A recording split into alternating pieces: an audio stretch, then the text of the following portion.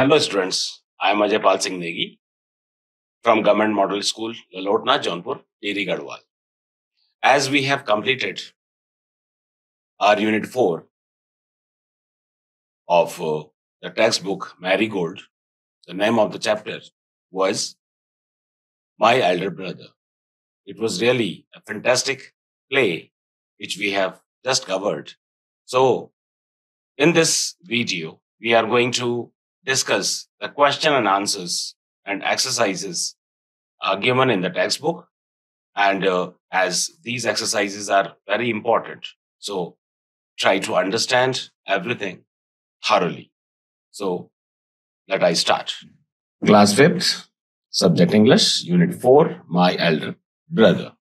The points which we are going to discuss in this video is the practices and the questions given in the textbook and difficult words if there will be any difficult word during solving the question answers. Reading is fun. The first exercise. What are the things that Munna liked to do? ऐसी कौन कौन सी चीजें थी जो मुन्ना पसंद करता था करना? So as you know that Munna used to like play and he was interested in flying kites and draw pictures of birds and animals, right? So the answer will be Munna used to like playing games,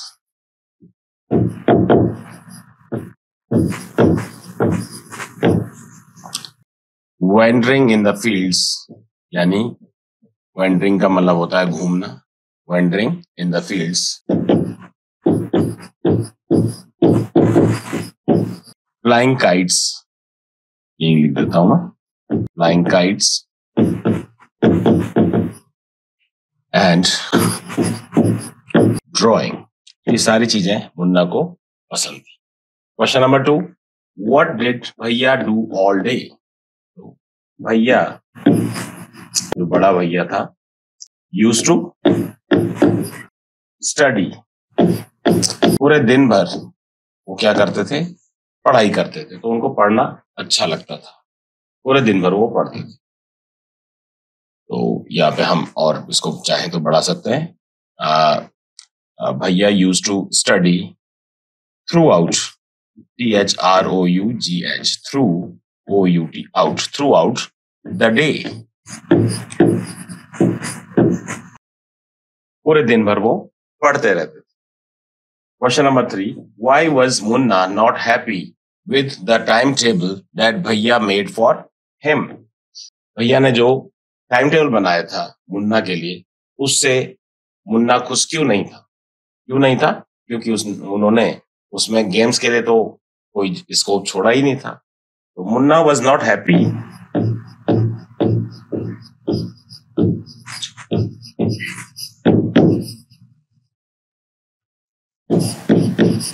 with the timetable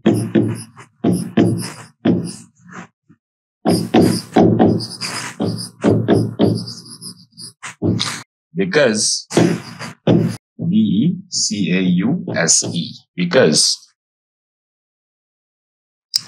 it was not having time for playing. It was not having time for playing का मतलब है it यहाँ पे किसके लिए? Time table के लिए. Time table में टाइम नहीं था खेलने के लिए. तो it was not having time for playing हम इस तरीके से बोल सकते हैं. एंड हम ऐसा भी बोल सकते हैं कि time table was not having any schedule for playing. तो ये भी चल जाएगा अगर आप ऐसा लिखते हैं तो it's all right. How do you think Munna felt when his brother was so strict with him? Why was भैया so strict with him? Question है कि मुन्ना कैसा महसूस करता था. Feel, felt. तो फील माने होता है महसूस करना और ये सेकंड फॉर्म है फेल्ट. जब भैया बहुत स्ट्रिक्टली पेश आते थे, बहुत सख्ताई से पेश आते थे भैया मुन्ना के साथ। तो कैसा लगता था मुन्ना को? तो मुन्ना यूज्ड टू फील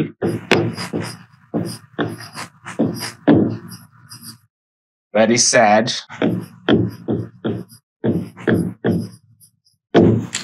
तब व्हेन भैया used to be strict with him. तो दूसरा है इसमें, व्हाई वाज भैया सो स्ट्रिक्ट विद हिम, कि भैया स्ट्रिक्ट क्यों थे।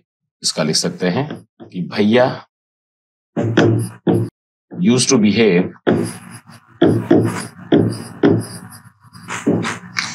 मतलब भैया इस तरीके से बिहेव करते थे। कैसे बिहेव करते थे? स्ट्रिक्टली बिकॉज क्योंकि he knew the value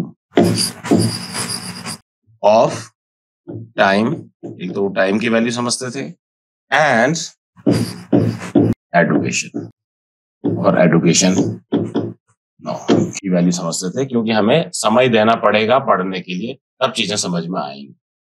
हालांकि भैया उस हिसाब से परफॉर्म नहीं कर पाते थे, बट भैया स्ट्रिक्ट बहुत थे और मेहनत भी करते थे। Now question number 5, whose character do you like more, Munna's और भैयाज, एंड व्हाई। यहाँ पे देखिए दोनों कैरेक्टर अपने आप में they are having certain characteristics. भैया का कैरेक्टर स्ट्रिक्ट है, लेकिन वो अपने माँ बाप के पैसों को सदुपयोग करना के बारे में सोचते हैं, अपने समय का सदुपयोग करने के बारे में सोचते हैं, अपने छोटे भाई से उनको लाड है, प्यार है, उसका भला चाहते हैं वो, है ना, भले से डांटते हैं। तो भैया भी बुरा इंसान नहीं है, भैया भी अच्छा है, लेकिन एक बाल मन उसको ये लगता है कि उसको क्यों डांटा जा रहा है। तो देखा जाए तो जिस तरीके से आपकी एज है, उस एज में तो आप लोगों को मुन्ना का कैरेक्टर अच्छा लगेगा कि बड़े लोग हमें कुछ ना बोलें और हम लोग अपनी मनमानी करते रहे। तो दोनों ही कैरेक्टर अच्छे हैं। आपके हिसाब से आपको कौन सा कैरेक्टर अच्छा लगा? अगर हम भैया की बात करें तो Bhaiya's character I like the most because he was punctual, he was he never used to waste time, and he used to pay attention to his parents sentiments। अपने पेरेंट्स के सेंटिमेंट्स को वो अटेंशन देते थे, उनको उनको वैल्यू देते थे अपने परिवार में, अपने माँ बाप की वैल्यूज को जो उन्होंने सीखी थी अपने पेरेंट्स। मुन्ना का कैरेक्टर इसलिए है क्योंकि कई लोगों को मुन्ना का कैरेक्टर अच्छा लग सकता है कि अगर सपोज आपको मुन्ना का कैरेक्टर अच्छा लगता है तो आप उसके लिए ये बात कह सकते हैं कि मुन्ना हर जगह से सीखता था। तो ऐसा ही नहीं है कि वो केवल किताबी कीड़ा था, वो बुक वर्म नहीं था, वो जहां भी जाता था खेलता भी था, पढ़ता भी था और अपने कक्षा में फर्स्ट भी आता था। तो आपको मुन्ना का कैरेक्टर भी अच्छा लग सकता है। तो अगर आपको मुन्ना का कैरेक्टर अच्छा लगा है तो आप लिख सकते हैं आई like the character of Munna because he was not a bookworm। वो केवल बुक वॉर्म नहीं था, किताबी कीड़ा नहीं था। बुक वॉर्म का मतलब होता है किताबी कीड़ा। He used to play and also study। तो कुछ भी आप यहाँ पे अलग अलग चॉइसेस हो सकते हैं। तो यहाँ पे हम इसका एक आंसर नहीं होगा, हर किसी का अपना अपना नजरिया है, तो आपके नजरिए के हिसाब से यहाँ पे आंसर होगा। मैंने केवल रेफरेंस के लिए आपको जो है ये एक आंसर लिख दिया है कि आप समझें। बाकी अगर आपको भैया का कैरेक्टर अच्छा लगा तो आप यहाँ पे जो है क्या कर सकते हैं, यहाँ पे आप लिख सकते हैं आई लाइक द कैरेक्टर ऑफ भैया, मुन्ना को हटा के भैया लिख दें बिकॉज, अब फिर रीजन लिखें कि भैया वॉज रिस्पॉन्सिबल, भैया वॉज पंचुअल, भैया use to pay attention to his parents sentiment, जो हमने पहले डिस्कस किया था। तो यहाँ पे आपने मुन्ना की जगह पे भैया चेंज करना, बाकी आप बिकॉज के बाद रीजन लिखें। Let's talk. तो इसमें एक टाइम टेबल की बात की हुई है कि do you have a time table at school? तो स्कूल में आपके टाइम टेबल होगा ही। हाउ मेनी पीरियड्स यानी क्लासेस या lectures are there for the following subjects and activities in one week? तो नॉर्मली अगर हम देखें तो इंग्लिश, हिंदी और मैथ्स ये आपके इम्पोर्टेंट सब्जेक्ट रहते हैं। तो अगर मंडे टू सैटरडे अगर स्कूल चलता है पूरे हफ्ते में अगर 6 दिन, तो हम बात कर रहे हैं यहाँ पे कि 1 वीक की, यानी 1 हफ्ते की, यानी 1 हफ्ते में संडे को आपका छुट्टी रहता है, तो 6 डेज स्कूल चला। तो 6 डेज स्कूल में इंग्लिश के क्लास नॉर्मली 6 होती हैं, हिंदी की भी 6 होती हैं, मैथ्स की भी ऑलमोस्ट 6 होती हैं। साइंस और सोशल स्टडीज जैसे आप लोगों का ईवीएस है, तो इसको बांट दिया जाता है 3 days science and 3 days social studies, ऐसा हो सकता है। गेम्स के डिपेंड करता है, अलग अलग टाइम फॉलो होता है। हो सकता है कि आपके स्कूल में 2, 3 या मेरे हिसाब से तो 4 पीरियड्स दिए जाने चाहिए 1 हफ्ते में बच्चों को खेलने के लिए, वो भी जरूरी है पढ़ाई के साथ साथ। आर्ट के लिए 1, क्राफ्ट के लिए 1, म्यूजिक के लिए 1, डांस के लिए 1, और भी बहुत सारी एक्टिविटीज हैं जो होती हैं, तो उसके लिए डिपेंड करता है अलग अलग एक्टिविटीज कौन सी हो सकती हैं, तो उनके लिए भी आपको टाइम दिया जा सकता है पढ़ाई के साथ साथ, है ना? तो ये चीजें फॉलो हो रही होंगी आपके यहाँ। हम्म। और कंबाइंड क्लास भी होती होगी जिसमें जीके वगैरह के लिए जो अलग से क्लास निकाली जाती है, मैक्सिमम स्कूल्स में चलती है, आपके स्कूल में भी होता होगा। एंड तो इसको क्या है वो आप देख लीजिएगा, अपने टाइम टेबल को जरूर मैच कीजिएगा कि आपके उसमें कितने लेक्चर्स 1 हफ्ते में होते हैं, इसमें मैच कीजिएगा ऐसा है या नहीं। Now question number 2, now make a time table for yourself including your study time and play time. तो अब आपने क्या करना है, अपने लिए एक टाइम टेबल बनाना है। तो आप कितने बजे उठते हैं, फिर उसके बाद क्या-क्या करते हैं, फिर मॉर्निंग में कितना स्टडी करते हैं, फिर स्कूल कितने बजे जाते हैं, है ना? तो उसमें जो है आप डेज़ के हिसाब से, फिर छुट्टी वाले दिन आप क्या करते हैं, है ना? फिर लंच का टाइम क्या रहता है आपका घर पे आकर के, और शाम के टाइम पे आप क्या करते हैं? कहीं आप ट्यूशन जाते हैं या आपको कौन पढ़ाता है घर पे? तो ये सारी चीज़ें जो है आपकी पढ़ाई का, फिर सोने का टाइम क्या है, at what time you go to bed. तो ये आपके लिए एक तरह का होमवर्क हो सकता है। इसमें बहुत सारे होमवर्क आपको मिलेंगे, आगे लेटर भी आ रहा है। तो ये होमवर्क में आप जो है अपना एक टाइम टेबल बना लें और टाइम टेबल को स्ट्रिक्टली फॉलो करें। जो अच्छे बच्चे हैं वो हमेशा टाइम को फॉलो करते हैं। Now creative writing. Creative writing जिसमें एक लेटर दे रखा है, और इस लेटर को हम देखेंगे कि लेटर को कैसे लिखा जाता है। क्लास 5th में आकर के आपको लेटर लिखना तो आता ही होगा, और अगर नहीं आता है तो इस फॉर्मेट को समझिए। आता भी है, चाहे नहीं भी आता है, ये बहुत अच्छा फॉर्मेट है, आपके बुक में दे रखा है माय एल्डर ब्रदर के एक्सरसाइजेस में। तो क्रिएटिव राइटिंग में आप देखिए, the format of a letter is given to you, एक फॉर्मेट दिया हुआ है। Letters to friends and close family are written in the same way as you speak to them. तो लेटर दो, मैं मोटा मोटा आप लोगों को बता देता हूँ कि 2 तरीके के लेटर्स होते हैं। एक होता है फॉर्मल लेटर्स, फॉर्मल लेटर होता है एक, जिसको हम अपने टीचर्स को या किसी अथॉरिटी को या किसी कंपनी को लिखते हैं, तो उनको हम फॉर्मल लेटर्स बोलते हैं। और एक होता है इनफॉर्मल लेटर्स। तो यहाँ पे जो है फॉर्मल इनफॉर्मल की बात नहीं की हुई है, लेकिन आगे आप आकर जाएंगे तो आप इन लेटर्स की जो है 2 कैटेगरी देखेंगे, फॉर्मल और इनफॉर्मल। तो जब भी आप अपने दोस्त को लेटर लिख रहे हैं, अपने पेरेंट्स को लेटर लिख रहे हैं, अपने रिलेटिव्स को लेटर लिख रहे हैं, तो वो इस कैटेगरी में आता है, इनफॉर्मल लेटर की कैटेगरी। तो ये एक तरह का आपका इनफॉर्मल लेटर है, जिसमें जो हेडिंग्स हैं ये दे के रखी हुई हैं कि पहला क्या है।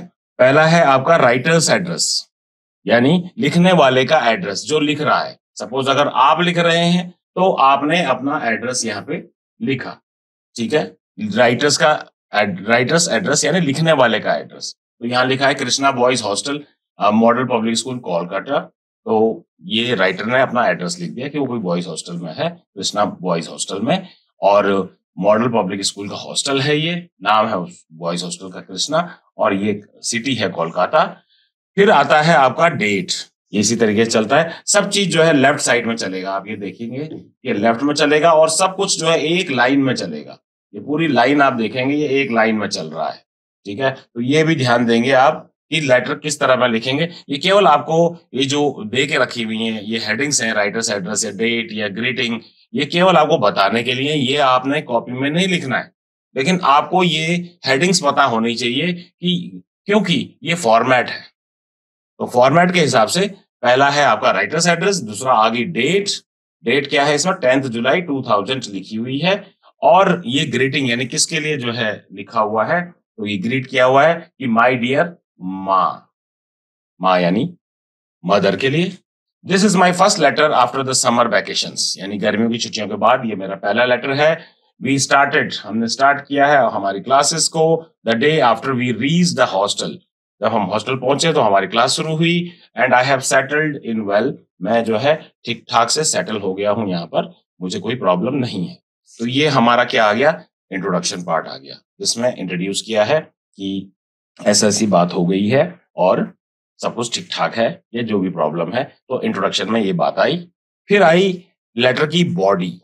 लेटर की बॉडी में, ये बॉडी है देखिए, कि बॉडी, लेटर की बॉडी में हमने लिखा कि we have a new teacher for clay modelling and pottery. Clay यानी जो मिट्टी होती है, तो क्ले उससे बनता है, एक अलग अलग किस्म के शेप्स बनते हैं। तो क्ले मॉडलिंग जब तक आप सीखेंगे नहीं तब तक आप उसको प्रॉपर तरीके से बना नहीं पाएंगे। तो बहुत सारे स्कूल्स में ये आर्ट एंड क्राफ्ट के जो टीचर्स होते हैं, तो क्राफ्ट के जो टीचर हैं खास करके, वो इसमें वो करते हैं, वो क्ले मॉडलिंग करवाते हैं। पॉटरी यानी कि मिट्टी से जैसे बर्तन बनते हैं, मटका बनता है, तो वो पॉटरी में आता है। और आजकल स्कूल्स में बच्चे बहुत पसंद करते हैं, ये चीज जो है स्कूल्स में भी करवाई जा रही है। तो उसके लिए हमारा एक नया टीचर आ गया है जो हमें क्ले मॉडलिंग और पॉटरी सिखाएगा। She tells us how to make fruits and vegetables with clay. तो जो मैडम आई हैं वो हमें बता रही हैं, क्योंकि यहाँ पे शी यूज हुआ है इसलिए क्या है? मैडम है। और ये हमें बता रही हैं कि फ्रूट्स और वेजिटेबल को क्ले के साथ कैसे यूज किया जाता है। वी देन पेंट देम, हम उनमें पेंट करते हैं फिर उसके बाद, and they look so real, तो वो रियल लगते हैं। ठीक है, तो we have an inter house poetry recitation coming up in August. तो ये हम जो है अब क्या कर रहे हैं? एंडिंग कर रहे हैं। तो देखिए, तो एंडिंग से पहले मतलब ये जो है, ये जो हिस्सा है, ये वाला और ये वाला, ये दोनों के दोनों जो है हमारा क्या होगा? ये बॉडी का ही हिस्सा है एक तरह से। एंडिंग वाला हिस्सा इधर पे आ जाएगा हमारा, जब हम एंड कर रहे हैं कि डू राइट बैक सून, तो ये बॉडी का ही हिस्सा है।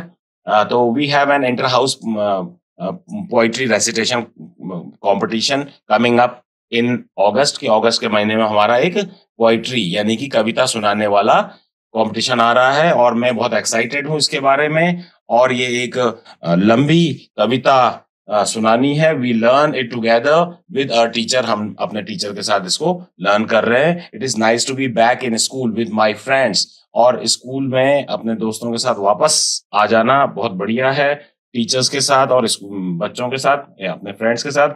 आई रिमेम्बर यू एंड बाबा, मैं माँ जो है, मैं आपको और बाबा को बहुत याद करता हूँ। And give my love to grandmother and grandfather, तो दादा दादी को भी मेरा प्यार देना। फिर एंडिंग करी डू राइट बैक सून, और मुझे जो है जवाब लिखिएगा। And your loving son Pratap, तो कौन लेटर लिख रहा है? प्रताप लिख रहा है। तो ये होगी हमारी क्लोजिंग। तो ये सारी जो हेडिंग्स हैं, that you need to understand कि क्या क्या हेड्स पे लेटर लिखा जाता है, और ध्यान रखना है फॉर्मेट का कि लेफ्ट साइड में सारी चीजें आएंगी। Now certain questions are there related to the letter. The first one is who has written the letter, तो लेटर किसने लिखा है? प्रताप ने लिखा है, तो answer will be Pratap. Second one, to whom has the letter been written, तो letter किसके लिए लिखा हुआ है? तो लेटर लिखा गया है मदर के लिए, माँ लिखा हुआ है, तो माँ इज मदर, तो the answer will be mother, Pratap's mother. Where is the writer of the letter, तो कहाँ है? एक बॉयज हॉस्टल में है जिसका नाम है Krishna boys hostel. Krishna boys hostel में है हमारा राइटर यानी Pratap. What is the name of the hostel, तो that is Krishna boys hostel. Krishna, Krishna ही चलेगा, कृष्णा है उसका नाम। On which date the letter was written, तो letter was written on 10th of July to year 2000. So these were the answers of that letter. The homework for you. Now write a letter to your friend or relative. अब खुद आप जो है एक letter लिखिए अपने दोस्त के लिए या रिलेटिव के लिए in another city, जो कि दूसरे शहर में रहता है. Telling him or her, उनको ये बताना आपने एक्टिविटीज या इवेंट्स के बारे में आपने स्कूल में जो आपके हो रहे हैं. Follow the same pattern as the above letter. तो सेम जो हमने अभी लेटर डिस्कस किया है प्रताप वाला, तो उसी तरीके से आप क्या करेंगे, इन चीजों को ये सब चीजें जो है फॉर्मेट को उसी तरीके से follow. Now comprehension. Read the following passage and answer the questions that follow. Oliver was a 9-year-old boy. He lived with other homeless boys in an orphanage. He was pale and thin as were the other boys living there. This was because they had to work hard but were never given enough to eat. The owner of the orphanage, Mr. Bumble, was a cruel man and he ill-treated the boys. The boys were always hungry. It was true that they were given 3 meals a day, but each meal consisted only of a bowl of watery soup. They were almost starving. So it was decided by them to ask the master for more soup. But who would bell the cat? Finally, the task fell to Oliver. When all the boys had assembled in the cold stone hall for their evening meal, the soup was served. It soon disappeared. The boys whispered to one another, and one boy pushed Oliver a little. Oliver, making a brave effort, stood up, walked up to the master with his bowl and spoon in his hand, and said tremblingly, "Please, sir, I want some more. I want some more." तो this is comprehension. इसमें जो है आपने सुना कि जो है ये क्या स्टोरी है. एक 9 साल का बच्चा है जिसका नाम है ओलिवर. वो होमलेस है और उसका घर नहीं है, तो वो कहाँ रहता है, अनाथालय में, ऑर्फनेज में रहता है, यानी अनाथालय में रहता है. वो पेल है, उसकी बॉडी पीली पड़ चुकी है, पतला है, खाने को नहीं मिलता है, और वैसा ही है जैसे और बच्चे वहां पे जो रहते हैं उन्हीं की तरह. और ये इसलिए है क्योंकि they had to work hard, उनको बहुत मेहनत करनी पड़ती है और उनको इनफ नहीं दिया जाता खाने के लिए. जो ऑनर यानी कि जो मालिक है, ऑनर यानी मालिक ऑर्फनेज का, अनाथालय का, उसका नाम है मिस्टर बम्बल. वो बहुत ही क्रूअल यानी क्रूर इंसान है और वो उनको बहुत बुरी तरीके से ट्रीटमेंट देता है, इल ट्रीट करता है. बॉयज वो ऑलवेज हंग्री, बॉयज हमेशा भूखे रहते हैं. और it was true that they were given 3 meals a day. ऐसा बोला जाता है कि जो है उनको 3 बार खाना दिया जाता है. मील माने खाना, 3 बार दिया जाता है. Each meal consisted only of a bowl. Bowl का मतलब होता है कटोरा. तो लेकिन उस मील में क्या होता है कि उनको एक कटोरा दिया जाता है जो कि एक वाटरी सूप का है. मतलब सूप कैसा है, जिसमें केवल पानी भरा हुआ है और वो जो है हमेशा स्टार्व करते रहते हैं, भूखे रहते हैं. तो ये डिसाइड किया गया, ये निर्णय लिया गया कि ये लोग जो हैं, जो मास्टर है, उससे और सूप के डिमांड करेंगे. तो मास्टर यानी जो मालिक है उसको बोलेंगे, भाई हमें और सूप दो, हमें भूख लगती है. लेकिन अब who would bell the cat. Bell the cat का मतलब है कि बिल्ली के गले में घंटी कौन बांधेगा. तो कौन बांधेगा मतलब प्रॉब्लम को कौन बताएगा. तो फाइनली ये डिसाइड किया जाता है कि ओलिवर करेगा ये काम. और सारे के सारे लड़के जो है असेंबल होते हैं in the cold stone hall. नाम क्या था, कोल्ड स्टोन हॉल.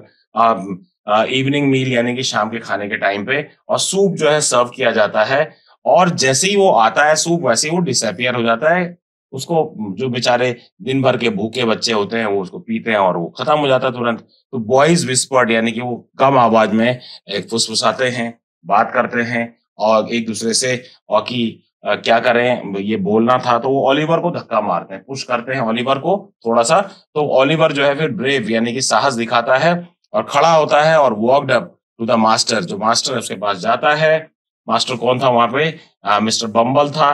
तो वो वहां पे मिस्टर बम्बल यानी कि मास्टर के पास जाता है अपने बोल यानी कि अपने कटोरे को लेकर के और अपने स्पून को लेकर के अपने हाथ में, और ट्रेम्बलिंगली और कांपते हुए जो है बोलता है कि please sir I want some more, कि मुझे जो है थोड़ा और दे दो।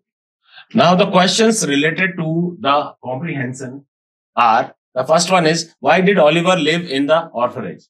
ऑर्फनेज में ओलिवर क्यों रहता था? उसलिए रहता था क्योंकि उसके पास घर नहीं था। तो हम लिखेंगे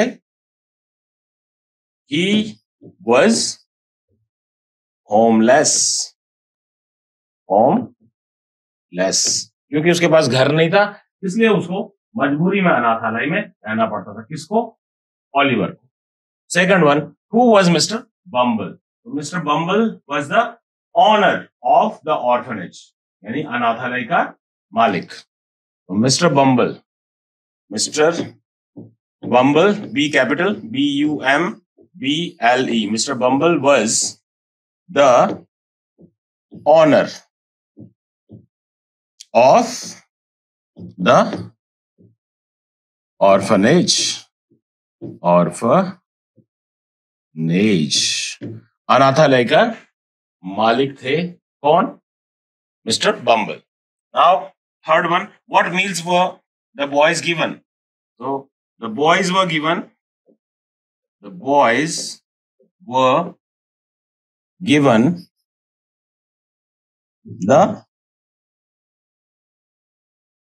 bowl of watery soup, पानी से भरा हुआ एक बोल देते थे उनको, एक कटोरा देते थे और उसको सूप बनाकर, तो उनकी जो है भूख कभी भी पूरी नहीं होती थी।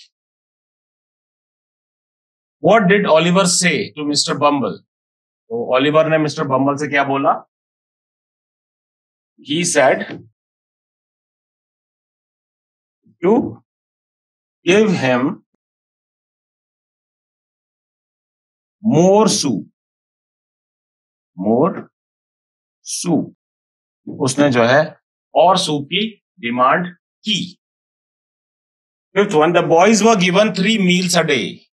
बॉयज को 3 meals दिया जाता था एक दिन में। Then why were they always hungry? वो हंग्री क्यों रहते थे? तो इसका आंसर क्या हो जाएगा?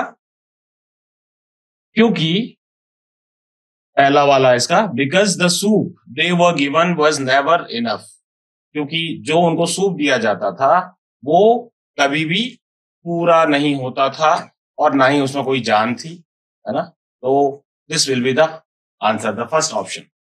Sixth one, find the words from the passage that mean the same as. अब पैसेज में ऐसा कौन सा शब्द था जिसका मतलब है वेरी हंग्री, और दूसरा है टू वैनिश। इसमें पैरा भी देके रखे हुए हैं। तो पहला वाला था वेरी हंग्री, तो इसके लिए था स्टार्विंग। क्या था?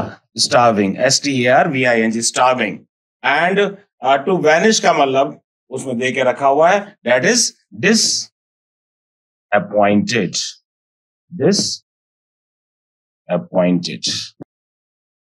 right? So these are the questions based on the comprehension. अभी comprehension से कुछ और questions हैं। All the boys assembled in the cold stone hall. Here the word assembled means कि वो moved away, collected या work together। तो इसका सही आंसर क्या होगा कि assembled का मतलब collected, यानी कि वो लोग एक जगह पे इकट्ठे हुए। तो the answer will be collected. Now eighth one, from the word assembled यानी इकट्ठा होना, remove the last 2 letters. 2 letter को हटा दें आप। तो add 1 letter to make a word which means a time at the school when the whole school gathers. तो अगर हम इस assembled में से ये लास्ट के 2 लेटर हटाए हमने, और उसमें हमने क्या जोड़ दिया है? अब एक लेटर जोड़ना है हमने, है ना? तो अगर हम यहाँ पे क्या जोड़ दें कि जो है जो हमारी मॉर्निंग में जो स्कूल की होती है दैट इज, हमने यहाँ जोड़ेंगे वाई, तो क्या हो जाता है मॉर्निंग में स्कूल की असेंबली जिसमें सारे के सारे लोग इकट्ठे होते हैं। And ninth one, give a suitable title to the passage. तो पैसेज के लिए क्या टाइटल हो सकता है, तो हम लिख सकते हैं, इसमें आप अपने हिसाब से टाइटल दे सकते हैं। तो suppose I give orphanage, orphanage the broken dreams, जो सपने हैं जो पूरे नहीं हो पाते हैं, टूटे हुए सपने, किसमें, अनाथालय में। तो इस तरीके से ये मैंने केवल एक सजेशन के लिए दिया है, बाकी आप अपने हिसाब से इसको टाइटल दे सकते हैं। Now let's write. To learn means to understand और गेन नॉलेज। टू लर्न का मतलब होता है कुछ चीज गेन करना नॉलेज के लिए, और टू टीच का मतलब होता है कि एक्सप्लेन करना। तो टीचर जैसे टीच करता है और आप लोग क्या करते हैं स्कूल में, लर्न करने के लिए आते हैं। तो complete the following sentences using correct form of teach and learn. तो ये बहुत इंपॉर्टेंट एक्सरसाइज है, जरा ढंग से समझिए इसको। यहाँ पे वर्ब की फॉर्म्स दे रखी हैं, जैसे लर्न है, लर्न माने पढ़ना, मतलब पढ़ने के लिए आते हैं आप, तो लर्न और इसमें एस लगा के लर्न्स बन जाता है। तो ये है तो वर्ब की प्रेजेंट फॉर्म ही है ना, फर्स्ट फॉर्म ही है, एस लगा के रखा हुआ, जैसे टीच में लग गया टीचेस हो गया, तो इसमें ईएस लगा है। तो ध्यान देंगे आप कि ये फर्स्ट फॉर्म ही है, टीच किसी के साथ टीच लगेगा, और तो डिपेंड करता है कि सब्जेक्ट कौन है, तो सब्जेक्ट के हिसाब से हम अलग अलग सब्जेक्ट के साथ अलग अलग लगाते हैं। यहाँ पे आप केवल ये ध्यान रखेंगे कि ही, शी, इट, किसी का नाम होगा, नेम, यह सिंगुलर यानी कि सिंगुलर सब्जेक्ट यानी कि एक वचन होगा, सिंगुलर सब्जेक्ट यानी एक वचन। तो अगर प्रेजेंट की बात होगी तो वर्ब की फर्स्ट फॉर्म के साथ हम क्या लगाते हैं, एस लगाते हैं या ईएस लगाते हैं। ठीक है, ये आप टेंसेस में पढ़ेंगे आगे, लेकिन फिलहाल आप जो है मोटा मोटा समझ लीजिए कि प्रेजेंट में ये जो अगर हमारे सब्जेक्ट्स होंगे, ही, शी, इट, या किसी का नाम दे रखा होगा या सिंगुलर सब्जेक्ट यानी एक वचन होगा, तो वर्ब की फर्स्ट फॉर्म के साथ एस ई एस लगेगा। तो ये फर्स्ट फॉर्म लर्न है और नीचे टीच है, इसके साथ यहाँ पे एस लगा है और यहाँ पे ई एस लगा है। तो किसी के साथ एस लगता है, किसी के साथ ई एस लगता है। ठीक है, एंड यहाँ पे लर्न ये V2 है यानी पास्ट फॉर्म है, टीच का टॉट है, और यहाँ पे हैज के साथ थर्ड फॉर्म लगती है, तो लर्न का has learn and has taught हो गया टीच का। ठीक हो गया, तो लर्न, लर्नड एंड लर्नड हो गया, टीच, टॉट, टॉट हो गया, हैज के साथ थर्ड फॉर्म लगेगी। तो अब हम देखते हैं यहाँ पे वर्ब कौन सी लग रही है। Will you dash me chess, तो विल यू, अब यू है तो विल यू टीच, क्या मुझे आप सिखाएंगे chess. Mister Sharma dash class 8, mister Sharma dash class 8, तो मिस्टर शर्मा क्या करते हैं, क्लास 8 को वो पढ़ाते हैं। तो मिस्टर शर्मा क्योंकि सिंगुलर सब्जेक्ट है इसलिए क्या हो जाएगा, टीचेस हो जाएगा, TACHES, टीचेस। ठीक है, एज के बाद ES लगेगा, टीचेस, क्योंकि मिस्टर शर्मा सिंगुलर है, किसी का, ये तो किसी का नाम है, इसलिए teaches, class 8। The students have, अब यहाँ पे हैव आया है तो थर्ड फॉर्म, तो have learned, have learned, LEARNT, learned about road safety, road की सेफ्टी के बारे में स्टूडेंट्स ने पढ़ा। My sister has dash me how to ride a horse, तो हैज आया है, थर्ड फॉर्म लगेगी, तो मेरी सिस्टर ने मुझे सिखाया, तो टीच का हैज, टीच, टॉट, टॉट, तो हैज टॉट, TAUGST, टॉट। फिर I have dash some of the customs of India, तो आई हैव के बाद थर्ड फॉर्म, तो आई हैव मैंने सीखा है कुछ कस्टम्स इंडिया के बारे में, तो लर्न का learned, I have learned some of the customs of India, and I dash how to cycle when I was just 4 years old. तो मैंने क्या किया था, मैंने सीखा था कि कैसे साइकिल चलाते हैं जब मैं 4 साल का था, तो I learned, second form I learned। ठीक है, तो I, अब यहाँ पे ये बात, तो यहाँ पे लर्न भी हो सकता है और लर्न भी हो सकता है। आप एक बात समझ दीजिए, यहाँ पे तो खैर लर्न देके रखा हुआ है, लेकिन लर्न भी गलत नहीं है। लर्न की जो है दो तरीके की फॉर्म्स है, लर्न हो गया या बर्न हो गया। ठीक है, और भी हैं, जैसे ड्रीम है, इनकी चलती हैं क्या, दो अलग अलग तरीके की फॉर्म्स चलती हैं। लर्न का जो है LEARNT, लर्न एंड लर्न भी चलता है, और learn LEARNED, learn and LEARNED, learn भी चलता है। इसी तरीके से बर्न का बर्न बर्न एंड बर्न का बर्न बर्न भी चलता है। ड्रीम का ड्रेम्ड ड्रेम्ड और ड्रीम का ड्रीम्ड ड्रीम्ड भी चलता है। तो वो फॉर्म्स सही है। यहां पे मैंने ऊपर का ध्यान नहीं रखा, मैंने जो है आपको लर्न बोला है, तो लर्न भी सही है। तो इसको आप इस फॉर्म के हिसाब से, ईडी के फॉर्म से इसको लर्न बोलेंगे। I have learn some of the customs of India. तो लर्न में कंफ्यूज ना हो, क्योंकि लर्न भी जो है एक फॉर्म ये चलती है लर्न लर्न, और एक चलती है learn learn. Both are all right. किसी जगह पे आपको लर्न मिलेगा, किसी जगह पे आपको लर्न मिलेगा, है ना। कहीं बर्न्ड मिलेगा, कहीं पे बर्न्ड मिलेगा, कहीं पे ड्रीम्ड मिलेगा, कहीं पे ड्रीम्ड मिलेगा। Don't get confused, important to understand. आगे बढ़ते हैं। Choose the correct words and complete the paragraph. All the class 5th students of our school. तो क्योंकि यहाँ पे ज्यादा बच्चों की बात हो रही है, तो सारे बच्चे क्लास 5वीं के, तो वर्ज आता है सिंगुलर, वर्ज एक के लिए आता है, तो वो, तो यहाँ पे क्या हो जाएगा, वो, WERE, वो gathering in front of the principles office, कि वो इकट्ठे हुए प्रिंसिपल ऑफिस के सामने।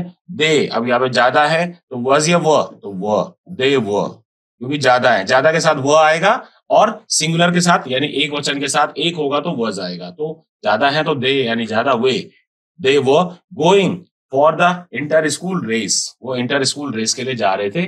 द बस अराइव या अराइव्ड, अब ये यहाँ पे फर्स्ट फॉर्म है, सेकंड फॉर्म है, and they dash for the stadium. तो क्योंकि बस आई थी तो बस arrived, ARRIVED, arrived, and they left, वो चले गए, they left for the stadium. वो, क्योंकि हम ये सारा का सारा पास्ट में लेके जा रहे हैं, इसलिए जो है पास्ट फॉर्म आएगी। द रनर्स वर टेकिंग या टेकन, तो अब क्योंकि यहाँ पे वो आया है तो इंग फॉर्म आएगी, द रनर्स वर। लेकिन यहाँ पे एक ध्यान रखना आपने, द रनर्स वर टेकिंग या टेकन, तो यहाँ पे आएगा टेकन।